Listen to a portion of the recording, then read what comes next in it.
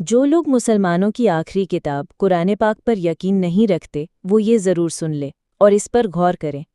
क्या आप जानते हैं, अगर आपकी स्किन गहराई तक जल जाए तो आपको दर्द महसूस नहीं होगा।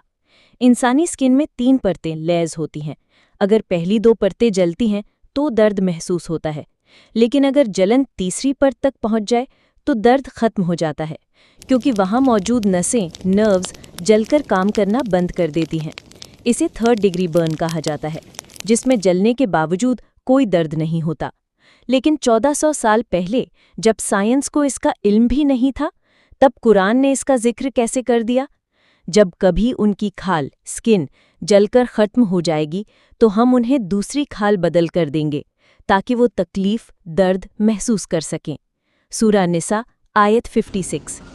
कुरान सिर्फ एक किताब नहीं, बल्कि एक हकीकत है जो वो बातें भी बयान कर देती है जिन्हें इंसान सदियों बाद जाकर समझता है।